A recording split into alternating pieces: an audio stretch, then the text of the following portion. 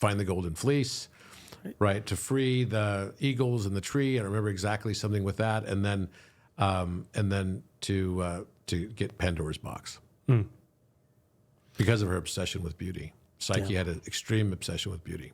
So there's an interesting aspect of that related to the mind. Cool. So we keep going though. So you're going through the etymology of psychedelic. So psyche, meaning of the mind from Greek, and then delios or delio, meaning to manifest. So psychedelic literally translates a manifestation of the mind. Wow, you just taught me something that I did not know, dude. Did I teach Robert Edward Grant? You did. You crazy. taught me something. I will have to check to see if it's correct. Fact check it for sure. But like you mentioned, Delios, right, is to manifest. Yeah. And now I'm actually thinking that's the meaning behind the Cube of Delos. The Cube of Delos is the Temple of Apollo. Okay. Temple of Apollo, and I've been getting stuff on Apollo all day today. Oh man. And also the Egyptian god Ra. Because I'll just go ahead and tell you, it's kind of a strange thing. So I kept getting people over the last few days saying, "Hey, you are Ra," and I'm like, "Okay, why do I keep getting all this Ra commentary?" And then someone wrote that there was a session QHHT, which is you've heard of Dolores Cannon, right? She taught this session on how to do all these types of QHHT past life regressions. Yeah. And so there was a recent past life regression that was done by, I think her name is Sarah Bresky, Cosme. And she basically was doing a session, and during the session, it was a recorded session, and it just went live on YouTube. During the session, the person that was doing the past life regression said, "And Robert Edward Grant is Ra." So now it's like showing up all over everywhere. My stuff, right? You I'm like, are Ra. whoa. And of course, Ra is Apollo. Yeah. Right. So that's just the Greek pantheon versus the Egyptian pantheon.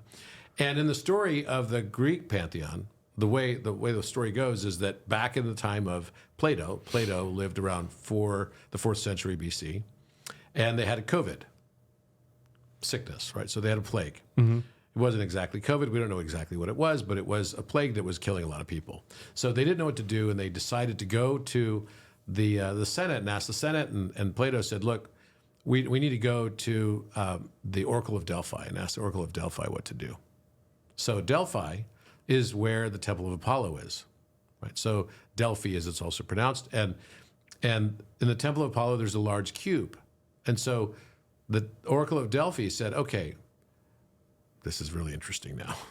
So the Oracle of Delphi said, "You must double the volume of the cube that's the altar to Apollo."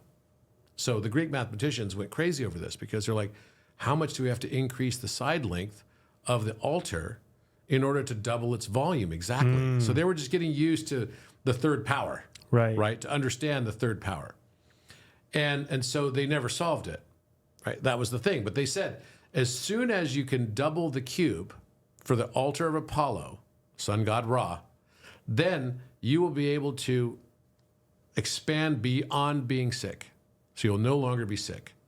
So this has been a long-term promise, and this came to a head because basically that means how much do I have to increase this cube, right? This is called a hypercube here.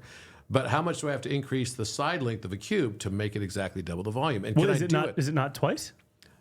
No, so the cube, whatever the volume is right now, no, it's not twice. Okay. No, because that shows you my math. if you took this and you doubled it, then you'd already have it be 4 times, right? So how could you double the volume? So would you? That's a math question. It's Robert. a math question. So here's how you solve it. I thought we were doing Egyptian gods. Now he's got me doing times tables. All right. Okay, well, there's no times table in this, but it's close. So what you'd have to do is you have to increase the side length by a little bit. It's not a half. Okay. It turns out to be 1.26. 1 plus 2 plus 6 is 9. 9 is a universal number. That's very well Nikola done. Tesla said. Yes, the 369. That's right. That's Damn right. you fine. Baby that's girl, right. give it to Damn me you one fine. more Exactly. time. I knew you were going to say that. So you increase it by 1.26, and then that gives the volume because 1.26 to the third power becomes 2. Whoa. Whoa. On the spot? On the spot. Just straight 2? That's right. Wow. Yeah. So Damn. doubles the volume. Actually, it comes out to be 1.25992, right? That's Okay. the actual value, but everyone rounds it to 1.26. Yeah.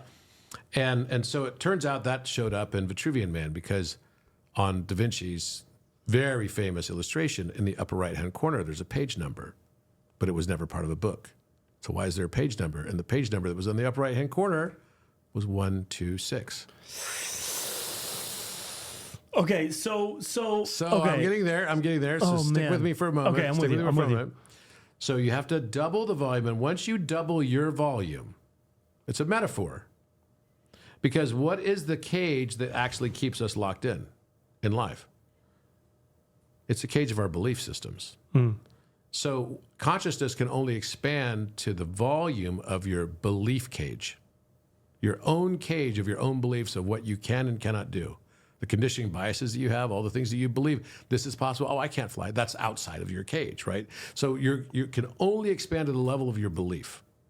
But as you taught so well in your little film on quantum entanglement, right, and on double slit and wave particle duality and all that stuff, is that there's belief plays a major role in this. Heisenberg's uncertainty principle. What you're going to get in life is what you believe more than anything else. So the idea that you can double your volume means going to the next octave of experience. You'll be able to see and experience extra-dimensional perception. You'll be able to see and experience extra-dimensional beings and interdimensional beings. You're going to a whole nother level. You have a whole new DNA. So you've basically doubled the cube. Do you see what I'm saying? Mm-hmm. So Delos is manifestation. Delio means manifest, right? To manifest. And I believe now what you've just told me, the psychedelo, right? Delio is this notion of manifesting from the mind, which is belief. Manifesting from the mind, which is belief. So this idea, and look, it's 126. Oh my God, it's 126. Crazy. Come on, Robert, did you just do that? Did your producer just put that on? Did you put that on the clock? No. Come on, dude. That's crazy. That's crazy. I know. But that's welcome to my world. But this that's is how what my happens. world is always, yeah, always dude. like Hey, this. man, I'm full bored. of synchronicities. The amount of times I see 9 throughout my day and just like all the time.